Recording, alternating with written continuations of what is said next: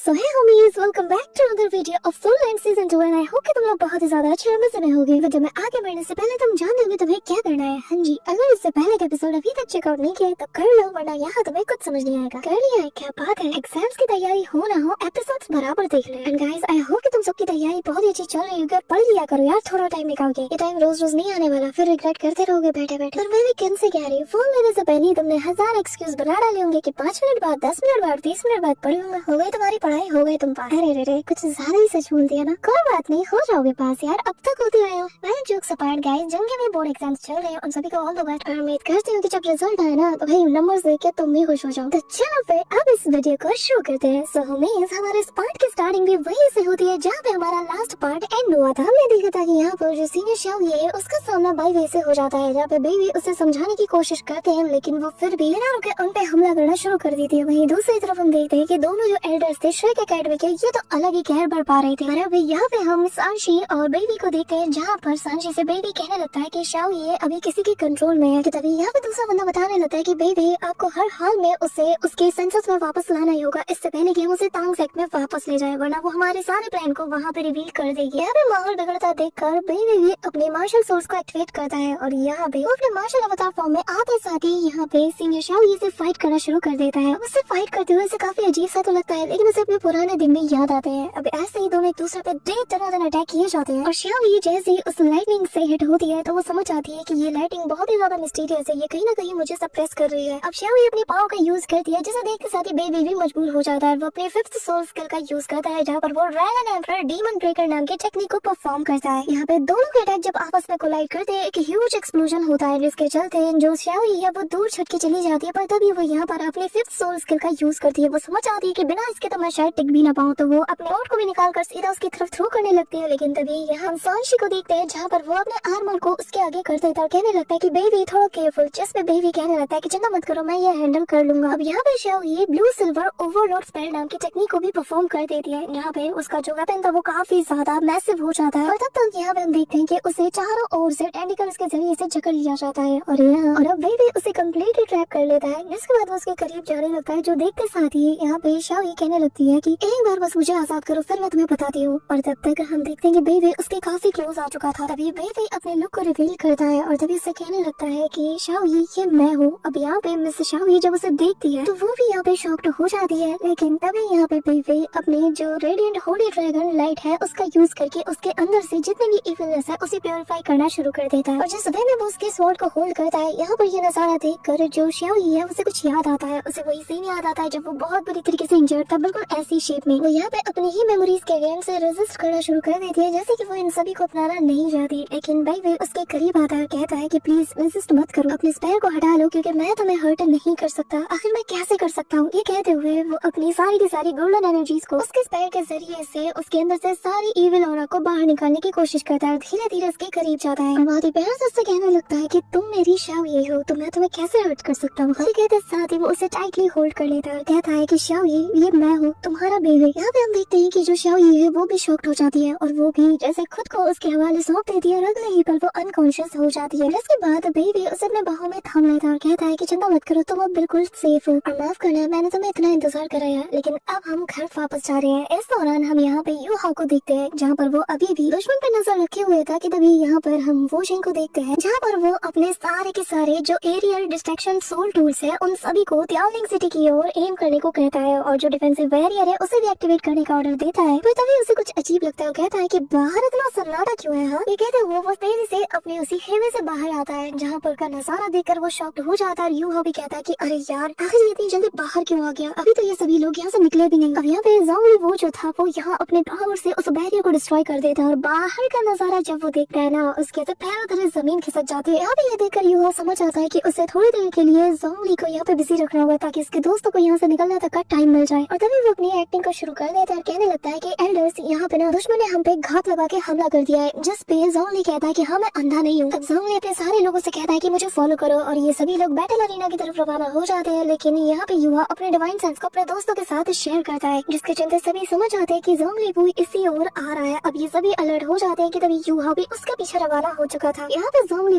जैसे ही मैदान में उतरता है तो उसके सामने फोर्थ और जो थर्ड एल्डर है वो उड़ते हुए आते हैं। वो दोनों को देखकर शॉक्ड हो जाता है। थर्ड एल्डर एल्डर को तो बॉल की तरह कैच करता है। तभी यहाँ पे मिस होम जो है वो अपनी 9 सोल स्किल का एक्टिवेट करते साथ ही सीधा इनकी तरफ चार्ज करती है, जो देखकर इन लोगों को डिफेंसिव बैरियर बनाने का मौका तक नहीं मिल पाता और वो काफी तेजी से इन पर दे दनादन हमले कर देती है ताकि बाकी सारे लोगों को यहाँ से निकलने का टाइम मिल जाए। यहाँ पे ये सब कुछ चल ही रहा होता है कि तभी यहाँ पे दीन दो भी आ जाते हैं और वो आते साथ ही अपनी 9 सोल स्किल को परफॉर्म करते हुए फीनिक्स डिसेंडेंट नाम की टेक्निक का यूज करते हैं, जहाँ पे जायंट सा गोल्डन फीनिक्स अपने मुंह से एक पावरफुल अटैक यहाँ पे ज़ॉम्बी की तरफ कर देता है, जिससे देखकर वो कहने लगता है कि अच्छा तो तुम यहाँ पर आ ही गए। अब वो भी अपने पावर्स को एक्टिवेट करते हुए उसकी तरफ अटैक करने ही वाला था कि तभी यूहो यहाँ पे आ जाता है। आते साथ बहुत ही कूल वे में कहता है कि नहीं एल्डर आप रुक जाइए, इसे मैं संभालता हूँ। और अब तक की जितनी भी एक्टिंग आती है यूहो सबको दांव पे लगा के ऐसे जाता है आगे, सीधा एक पंच मारता है, लेकिन अगले ही पर उसकी बॉडी डिस्ट्रॉय होने लगती है और इतनी सॉलिड एक्टिंग करता है कि यहाँ पे ज़ॉम्बी भी कहने लगता है कि यार ये कर क्या रहा है, कि तभी उसकी बॉडी यहाँ पे डिस्ट्रॉय होने लगती है। यूहो कहने लगता है कि लीडर प्लीज मुझे बचा लीजिए, जो देख कर तो ज़ॉम्बी से भी रहा नहीं जाता और वो उसे बचाने के लिए जाता है। और तभी यहाँ पे एक ह्यूज एक्सप्लोजन देखने को मिलता है। यार दिखने में कितना सीधा साधा लगता है, इतना बड़ा ड्रामेबाज मैंने कहीं नहीं देखा। अब यहाँ पे तभी हम यूहो को देखते हैं जो कि एल्डर के सामने आता है। वो कहने लगता है कि यूहो तुम यहाँ से भागो, मैं इसे संभालता हूँ। अब यहाँ पे हम देखते हैं कि उस गेट ऑफ अनडेड के जरिए से उसका सारे दोस्त जाने लगते हैं, लेकिन यूहो कहता है कि एल्डर आप यहाँ से जाइए, क्योंकि मुझे तब तक यहाँ पे रहना होगा जब तक कि सभी लोग सेफली उस पर पहुँच नहीं जाते, क्योंकि मैं अगर चला गया तो गेट ऑफ अनडेड भी पूरी तरीके से क्लोज हो जाएगा। और तभी एल्डर सब आते साथ ही कहने लगते कि यूहो तुम्हें अपने एल्डर पे भरोसा रखना चाहिए, मुझे पूरा यकीन है कि वो सही सलामत वापस आ जाएगा। ये सुन एल्डर तो यूहो से कहने लगते कि हाँ बिल्कुल तुम यहाँ से जा सकते हो। अब यूहो थोड़ा सोचता है पर फिर वो भी यहाँ से एल्डर सॉन्ग के साथ चला जाता है और तभी एल्डर दो एक जोरदार फिस्ट अटैक सीधा यहाँ पे ज़ॉम्बी की तरफ कर देते हैं, जहाँ पे ज़ॉम्बी भी अपने पावर से उनके ऊपर अटैक करता है और यहाँ पे इतना बड़ा ह्यूज एक्सप्लोजन होता है कि एनर्जी का एक बहुत बड़ा बॉल नजर आता है, जो कि इनका डिस्ट्रक्शन फोर्स था और जो कि इतना एक्सपैंड कर जाता है कि तुम इमेजिन भी नहीं कर सकते। बट यहाँ आसपास की चीजें डिस्ट्रॉय हो जाती है, लेकिन एल्डर दो बिल्कुल सही सलामत है। पर तभी हम देखते हैं कि जो होली स्पिरिट चर्च के कुछ एल्डर्स थे वो साथ मिलकर उस पर हमला करते हुए कहते हैं कि देखो तो जरा हमारे बीच आज कौन आया है, काफी अरसे बाद मिलना हो रहा है। ये कहते हुए सभी लोग उस पर टूट पड़ते हैं, लेकिन वो हर एक के अटैक से डॉज करने की कोशिश करता है कि तभी उसके हाथ पैर को भी जकड़ लिया जाता है, लेकिन एल्डर दो तो घुमा के सीधा दो किक इनके फेस पे चढ़ता है। ज़ॉम्बी ये बैटल देख रहा था कि तभी हम देखते हैं कि इनके बीच काफी क्लोज कॉम्बैट भी होता है। इस दौरान वो लोग यहाँ पे एल्डर दो को मार के नीचे गिराने लगते हैं, लेकिन ये तो उनकी चाल थी और वो फिफ्थ सोल स्किल का यूज करते हैं, जिसके चलते यहाँ पर एक ह्यूज एक्सप्लोजन होता है, जिससे ये दोनों एल्डर दो छिटक जाते हैं, जिनमें से एक को एल्डर दो धर लेते हैं कि तभी पीछे से एल्डर कहता है कि तुम्हारी एनर्जी बहुत ही जल्दी ड्रेन हो जाएगी और अब तक तो ये आधी से भी कम रह गई होगी, है ना। ये कहते हुए वो सीधा एल्डर दो की तरफ चार्ज करता है, लेकिन एल्डर दो अपनी 7 सोल स्किल जैसे कि मार्शल सोल अवतार कहा जाता है उसे एक्टिवेट करता है और यहाँ पे उसका जो गोल्डन फिनिक्स फॉर्म है वो उसके हाइब्रिड फॉर्म में आ जाता है और आधे साथ ही उसके अटैक को रोक लेता है। कहता है कि क्या यू और उसके साथियों ने तुम्हें अच्छा खासा सबक नहीं सिखाया कि तुम फिर से मुंह उठा के यहाँ पे चले आए। अब जिस बंदे को उसने सर से पकड़ा हुआ था वो घुमा के सीधा इसी की तरफ थ्रो करता है और फिर इनके बीच एक क्लोज कॉम्बैट भी शुरू होता है, जहाँ पर एक के बाद एक सारे एल्डर्स उस पर टूट पड़ते हैं, लेकिन एल्डर दो इन सभी को फ्लाइंग जेट बनाकर काफी दूर उड़ा देते हैं। और यहाँ पे ज़ॉम्बी ये सारा नजारा देख रहा था, उसकी यहाँ पे सटक चुकी थी और वो ऊपर स्टेट होते साथ ही 8 सोल स्किल को एक्टिवेट करता है और इस दौरान जो एल्डर दो है वो उसके सामने से गुजर रहा था। जब वो उसकी 8 सोल स्किल को देखता है तो उसके भी होश उड़ जाते हैं। ज़ॉम्बी कहने लगता है कि 8 soul skill death god needle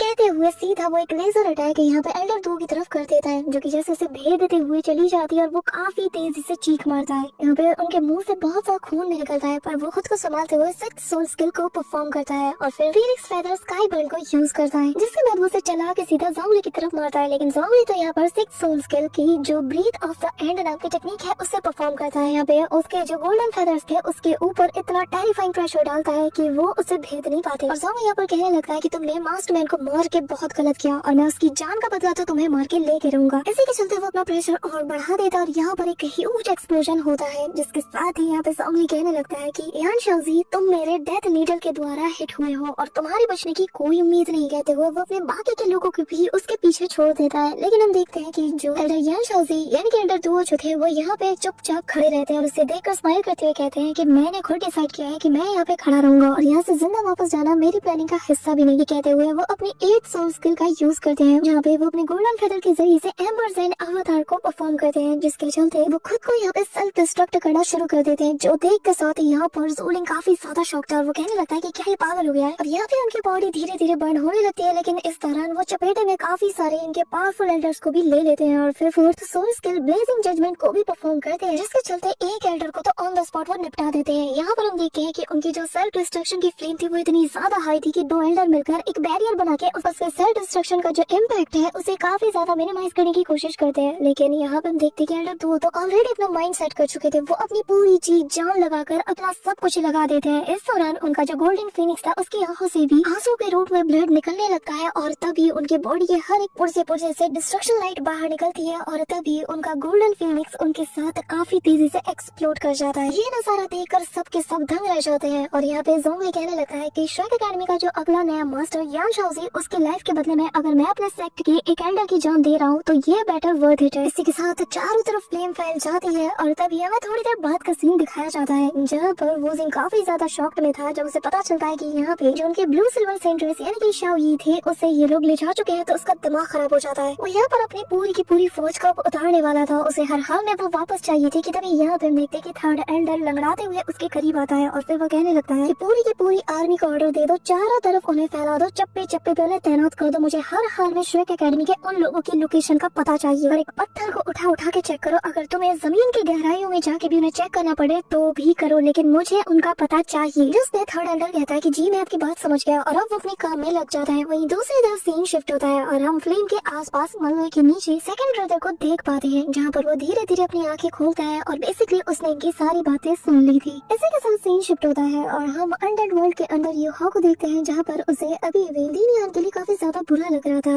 इस दौरान यहाँ पर उसके जो बाकी के साथी थे वो सभी भी उनके लिए परेशान थे कि तभी यहाँ पर उसकी नजर बेबी और शाओ यी पे जाती है। यहाँ पे यूहा सभी को बताने लगता है कि चिंता मत करो, यहाँ पर हम सभी लोग सेफ हैं, वो लोग कभी भी हमें यहाँ पे ढूंढ नहीं सकते। अब यहाँ पे सीनियर शाओ यी को थोड़ी देर में होश आने लगता है जो देखकर यहाँ पे बेबी काफी ज्यादा उसके लिए परेशान थे कि तभी यहाँ पे शाओ यी को यूहा चेक करता है, बताने लगता है कि इस टीचर शाओ यी एक ऐसी एविल टॉक्सिन से हिट हुई है जो कि उसके माइंड को बार बार इफेक्ट कर रहा है। बिल्कुल ऐसा है कि जो टीचर शाओ यी है वो इस वक्त इस टॉक्सिन के पूरी तरीके से चपेट में आ चुकी है। उसकी बॉडी का आधा से ज्यादा हिस्सा इससे पूरी तरीके से एक्टिवेट है, ताकि उसकी मार्शल सोल और स्पेशल सी ये दोनों उससे इफेक्ट हो चुके हैं और बहुत बुरी तरीके से इफेक्ट हुए हैं। इस सुनकर सभी को उसकी और ज्यादा फिक्र होती है कि तभी बेबी कहने लगते हैं कि यूहा मेरे भाई के तुम्हारे पास कोई रास्ता है कि जिसके जरिए से हम इसे ठीक कर पाए। अभी यहाँ पे यूहा कहता है कि सीनियर ब्रदर मुझे लगता है कि जो ब्यूटीफुल सिल्क ट्यूलिप है उससे बनी पिल के जरिए से हम इन्हें ठीक कर सकते हैं, लेकिन इनकी बॉडी से उस टॉक्सिन को रिमूव करना बहुत बड़ी बात नहीं है। पर मुझे डर है कि शायद इनसे इनको बहुत ज्यादा खतरा भी हो सकता है, क्योंकि जो टीचर शाओ यी है वो उस पॉइजन से काफी डीपली इफेक्ट हो चुकी है। उसको कम्प्लीटली इरेज करना यानी कि इनकी जान से खिलवाड़ होगा। अब ऐसा सोच सकते हो कि ये जो टॉक्सिन है ना ये उनके लाइफ फोर्स के साथ पूरी तरीके से फ्यूज हो चुका है। अगर हमने फोर्सफुली इस टॉक्सिन को पूरी तरीके से रिमूव किया तो उनकी लाइफ फोर्स भी रिमूव हो जाएगी। अब ये सुनकर बेबी थोड़े परेशान थे और वो यूहा से एक बहुत ही मुश्किल सवाल करते हैं कि अगर हमने इसकी बॉडी से इस टॉक्सिन को पूरी तरीके से रिमूव कर दिया तो तुम्हें क्या लगता है ये कब तक जिंदा रह पाएगी। यूहा यहाँ पे भारी आवाज के साथ कहता है कि ज्यादा से ज्यादा बस 1 साल। ये सुनकर बेबी का चेहरा उतर जाता है और तभी यहाँ पे नैनैन कहती है कि अगर हम इसे चेंज करने की कोशिश ना करें बल्कि जैसी अगर वैसी रहने दे तो क्या होगा। जिस पे यूहा कहता है कि आइडिया अच्छा है, लेकिन इसके लिए हमें इसे लगातार उस पॉइजन के इंटैक्ट में रखना होगा, यानी कि कैसे न कैसे करके इसकी बॉडी को उसे डिवोर कराना ही होगा ताकि ये जिंदा रह पाए। अफसोस की बात है कि हमारे पास वो पॉइजन भी नहीं है। और अब अगर मैं टीचर शाओ यी की कंडीशन को देखूं तो मुझे ऐसा लगता है कि इस वक्त वो ऐसी कंडीशन में है कि अगर हमने जल्द से जल्द कुछ नहीं किया ना तो वो एक ऐसी माइंडलेस पपेट में कन्वर्ट हो जाएगी कि जिससे कि वापस से अवेकन करना हमारे लिए नामुमकिन बन जाएगा। यहाँ पे मैं सब ये सुनता है ना तो तब उससे उसी ग्रास की कही बात याद आती है जहाँ पर उसने कहा था कि तुम्हारी जो लवर है उसका जो मार्शल सोल है वो ब्लू सिल्वर मून है ना, वो इस वक्त पॉइजन के चपेट में आ चुकी है। अगर तुम उसे डिटॉक्सिफाई करना चाहते हो तो तुम्हें मेरी जरूरत पड़ेगी, लेकिन इस दौरान उसे ब्लू सिल्वर एम्परर ग्रास की भी जरूरत पड़ेगी ताकि वो अपनी ब्लड लाइन की पावर को अच्छे से अवेकन कर पाए और इस काम में ब्लू सिल्वर एम्परर बहुत ही अच्छे से उसे गाइड कर पाएगा। और अगर हम उसके बिना ये काम करते हैं तो उसकी जो लाइफ फोर्स है वो पॉइजन के द्वारा ड्रेन कर ली जाएगी और इवेंचुअली वो बहुत ही जल्द मारी जाएगी। यहाँ पर मैं भी सोच में पड़ जाता है, पर तभी वो एक मुश्किल फैसला लेता है और कहता है कि यूहा मैं चाहता हूँ कि तुम इसे क्योर करो। इसके 1 साल के टाइम लिमिट के दौरान मैं उस ब्लू सिल्वर एम्परर को हर हाल में ढूंढ के ही रहूंगा। ये कहते हुए वो उसे वही ब्यूटीफुल सिल्क ट्यूलिप से बनी हुई पिल को दे देता है और कहता है कि मैं अपनी जान की बाजी लगाकर भी उस चीज को लेके ही आऊंगा और शाओ यी की फुल लाइफ फोर्स के साथ उसकी कॉन्शियसनेस को भी हम वापस ले आएंगे। यहाँ पे यूहा उसकी बात मान जाता है और तभी वो उस पर्पल पिल के जरिए से यहाँ पर उसे एक्टिवेट करता है और तभी हम देखते हैं कि वही पर्पल ट्यूलिप सामने हमारे मौजूद था और तभी सीनियर शाओ यी को वो अपने सक्शन फोर्स की मदद से उस फ्लावर के सेंटर में लाता है और फिर वो यहाँ पे इसे परफॉर्म करते हुए उसके फेरी एसेंस की बॉडी से सारा का सारा टॉक्सिन बाहर खींचना शुरू कर देता है, जिसके चलते जो सीनियर शाओ यी है उसे काफी ज्यादा पेन भी होता है। अब यहाँ पे हम नैनैन और शाओ को भी देखते हैं जहाँ पर वो देखते हैं कि ये वही इविल टॉक्सिन है जिसने की शाओ यी को इतनी बुरी तरीके से इन्फेक्ट करके रखा हुआ है। अभी यहाँ पे सभी की सांसें जैसे रुक सी जाती है और यहाँ पे शाओ यी जो कि पहले दर्द के मारे चिल्ला रही थी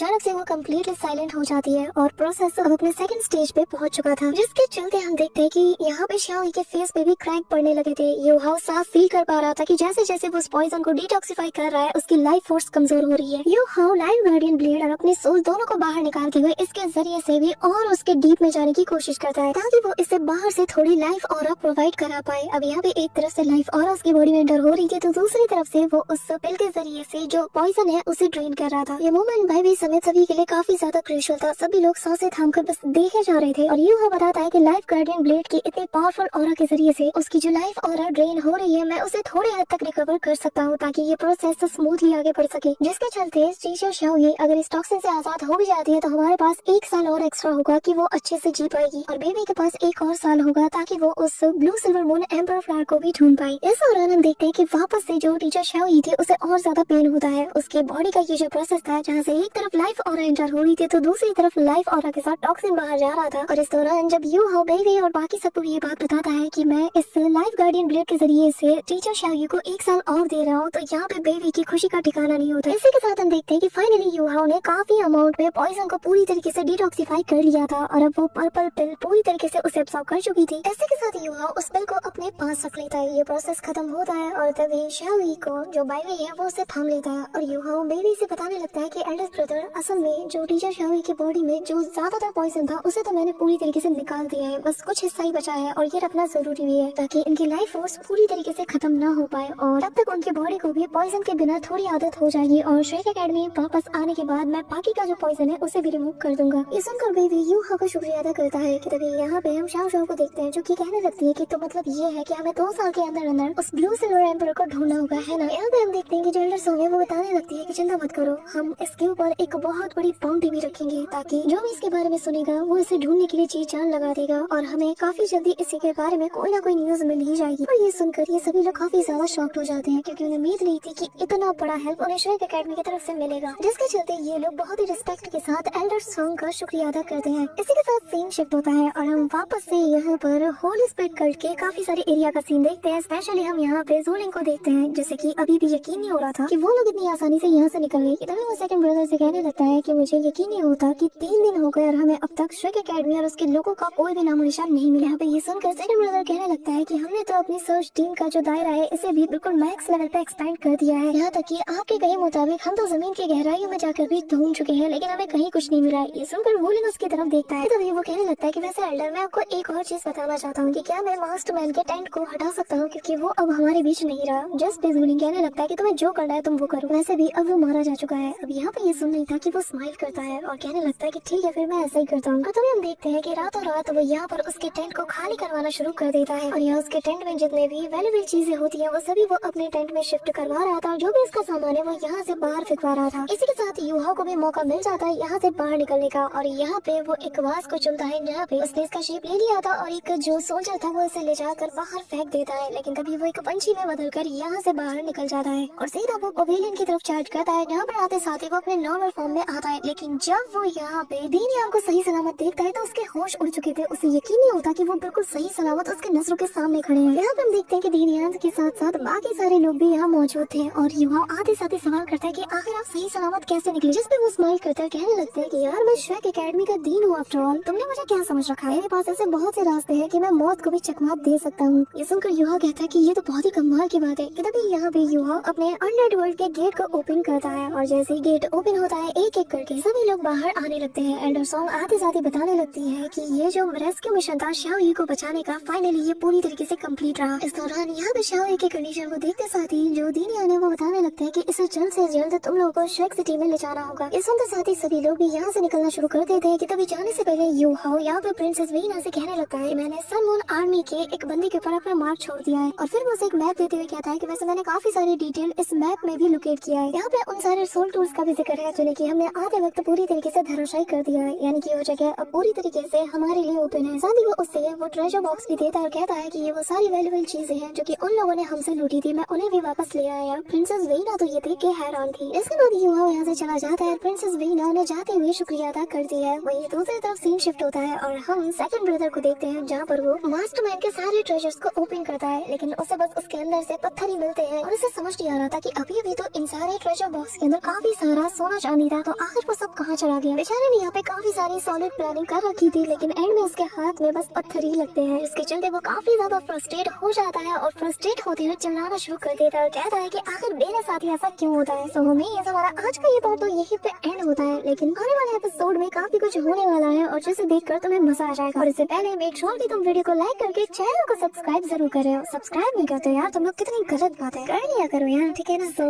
that's it for today guys. I hope कि तुम सबको आज की ये वीडियो काफी ज्यादा पसंद आई होगी। अगर हाँ तो वीडियो को लाइक करना, चैनल पे नए हो तो सब्सक्राइब करना और हाँ कमेंट करके अपना बेस्ट पार्ट जरूर बताना। तो मिलते हैं नेक्स्ट वीडियो में, तब तक के लिए बाय।